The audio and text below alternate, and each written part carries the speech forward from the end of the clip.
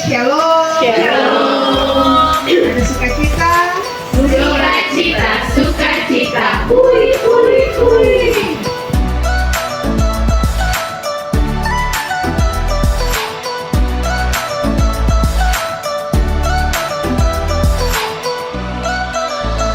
Kelompok Eden, kiranya pelatihan ini bermanfaat dan berguna, dan biarlah kegiatan ini berlangsung dari awal sampai selesai.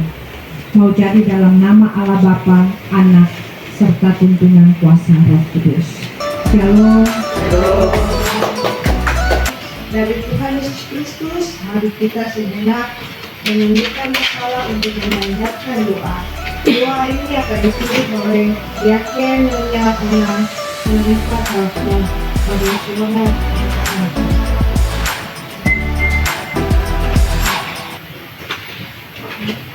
Shalom, shalom, kesenangan, sekalian.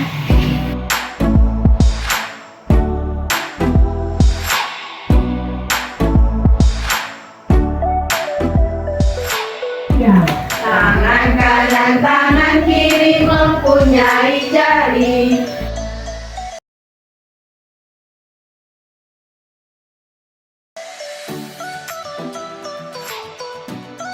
Senang berdiri, senang berputar-putar mencari teman.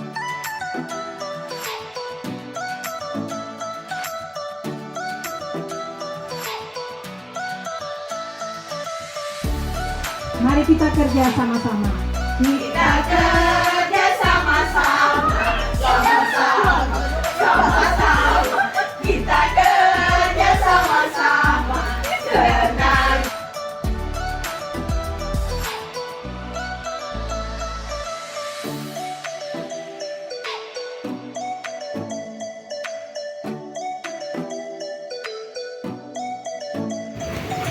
Membaca Alkitab dengan mata anak, yang mata anak ini yang ketong butuh referensi, yang mata anak ini ketong butuh penguatan.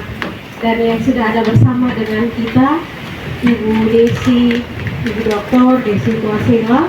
Beta gini Bapak Ibu semua, kalau mengajar Alkitab dengan mata anak itu pekerjaan paling susah buat kita, paling sulit. Sampai kalau ibu-ibu berhasil melakukannya, ibu-ibu luar biasa, beta ajarkan kita. Karena mengajar dengan suara, dengan pikiran, dengan pengalaman anak, dengan cara pandang anak itu butuh energi.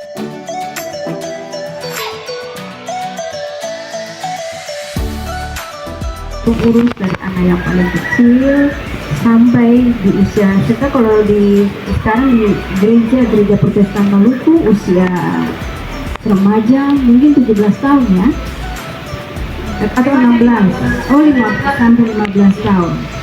Jadi menurut beta di antara semua tugas di gereja ini, tugas yang paling mulia itu mengasuh.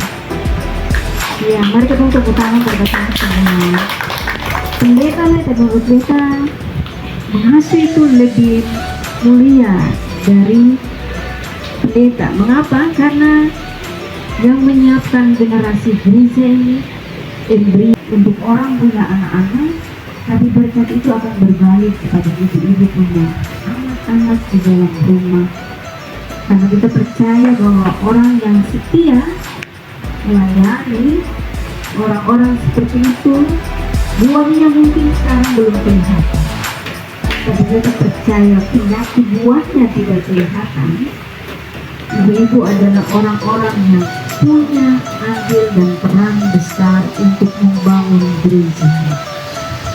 Salah satu cara adalah dengan ibu-ibu punya tugas yang berbeda. Tugas mengajar itu tugas, ibu-ibu punya tugas rutin, tugas pokok seorang pengasuh. Karena kalau mengasuh, tugas pokok mengasuh cuma satu, mengajar.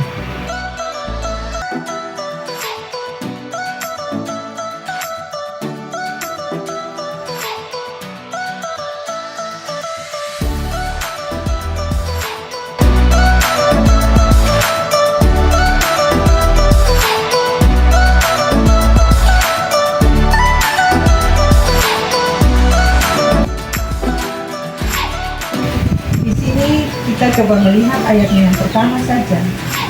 Ular ialah yang paling cerdik dari segala binatang di darat. Padahal kalau mau bilang, ular ya dia meraya-meraya saja. Mau cerdik kan sih mungkin. Tapi ibu lihat kan, kalau cerdik kayak kancil kan.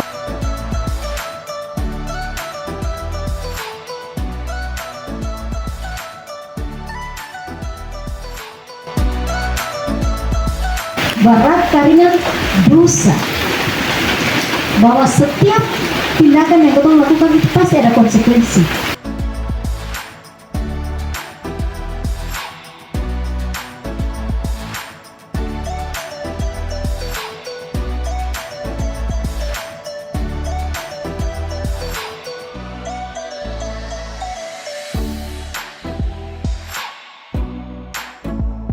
Lagu dengar dia panggil mas saya.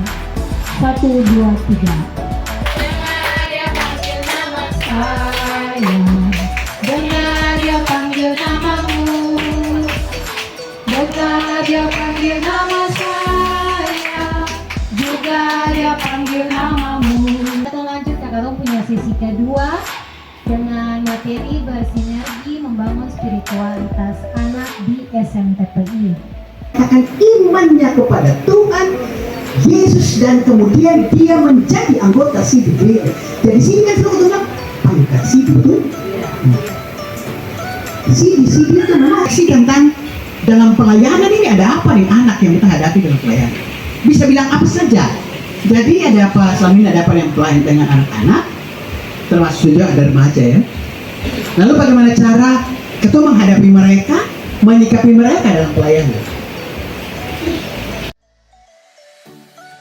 Kalau dulu itu cara panggil anak-anak untuk pergi tunas, untuk pergi sekolah minggu itu kayak dari rumah ke rumah. Tapi kalau pergi ke rumah satu, anak ini belum siap, ke rumah satu ini belum siap lagi. Tapi untuk tetap setiap tunggu dong, lalu antar dong semua sama-sama kan di gereja. Lalu kalau menurut pengalaman kita menjadi pengasuh muda di era yang sekarang ini akan juga sama lah ibu, tapi bedanya cuma kayak anak-anak tuh lebih memilih untuk sendengar pengasuh begitu, jadi dong kayak lebih memilih untuk misalnya kayak baterek begitu, jadi kayak dong sosial tapi dong bilang kata kata sudah dipilih lah usi barang ada inilah itulah itu kan era anak-anak sekarang. Lalu ya tapi sebagai dari yang Katon diskusikan cara Katon sebagai pengasuh, baik pengasuh muda maupun pengasuh yang senior menyikapinya, menurut aku senior bilang Katon harus tetap tenang dan sabar. Implementasinya kalau kita mau perkuat implementasinya peran orang tua harus betul-betul bertanggung jawab dan berkomitmen akan tugas dan tanggung jawab untuk menumbuhkan iman kepada anak-anak. Mendorong anak untuk mengikuti kegiatan SMTPI. Selain Katong bersama-sama dengan anak, mendorong anak untuk ada dalam ibadah SMTPI ini juga orang tua turut andil dalam mendorong anak. Contohnya seperti jam-jam ibadah. Terkadang Katong pengasuh yang tadi Amos sudah sampaikan, Katong punya masalah ketika Katong datang untuk memanggil anak, tapi orang tua yang zaman sekarang yang duduk dengan HP atau ada melakukan kegiatan di rumah, terkadang orang tua malah mengizinkan anak untuk tidak mengikuti ibadah.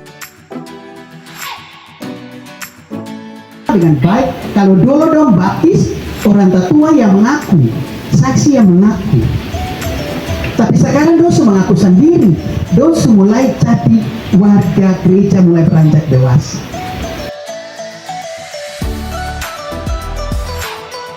Dijelaskan sungguh di sana juga bagaimana peran orang tua terhadap PDP, terhadap sekolah ini. melayani lebih sungguh.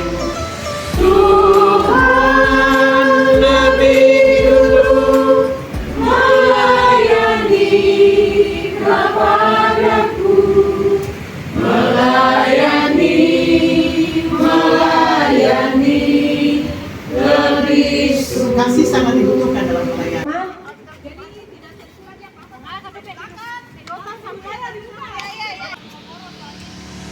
Satu, dua, deretan.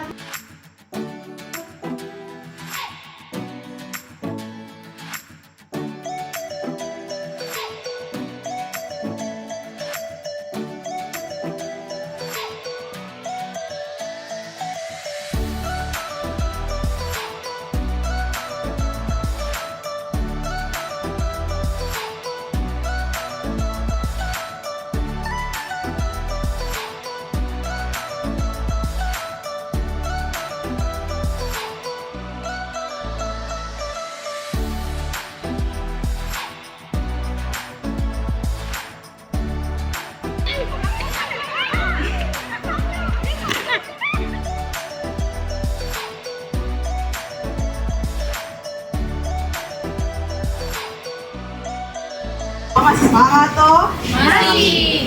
Langsung katong kenal makan terus paling sayang toh. Yang satu satu-satunya yang katong punya, zaman tetanya punya dan terkhusus bagi katong kelompok Eden, sektor Eden Maranatha. Yang Anton tahu sendiri, Bapak Jemi ini sudah banyak berkontribusi dalam pengembangan SMPI GPM, bukan cuma untuk Anton jemaat sendiri, tapi Anton sudah ada dalam tingkatan klasis sampai pada tingkatan sinode. Nah, saat ini Anton akan memberikan Anton punya pemberian materi tentang peran pengasuh dalam penyelenggaraan PFG SMPI GPM. Sesi beta bilang di banyak jemaat atau kelas beta bilang lulus itu buat apa lah, sadiklah dong mati. Lebih baik atau urus anak sekolah minggu atau dong baik-baik dong WhatsApp dong jadi laki-laki yang rajin dong jadi perempuan yang rajin berwata. Dan pada itu hatilah lah kita yang urus doto bangka itu. Ya, web SMTPI gitu ya. Dalam konteks pendidikan formal gereja.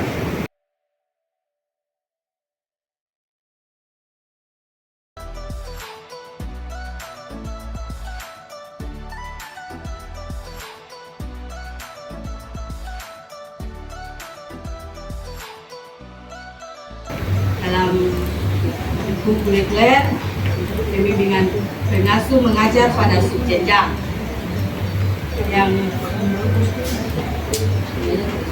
terus kurikuler peningkatan kapasitas tanggung dan remaja abon untuk anak kecil.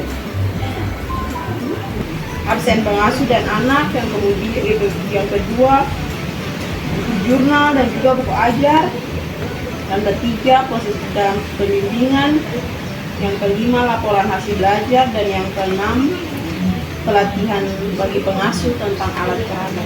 Tantangannya adalah yang boleh potong diskusikan dalam potong kelompok terkait dengan buku ajar. Karena ini sudah tahun 2025, potong harap segera untuk potong bisa pegang itu buku ajar. Kemudian yang kedua, kehadiran dalam bimbingan. Kenapa ketong susah menerapkan bahan ajaran dalam proses belajar mengajar? Ada kesulitan apa di situ? Sehingga kali akan jadi bahan pada ketong, ya makali ketong bikin pertemuan reguler per bulan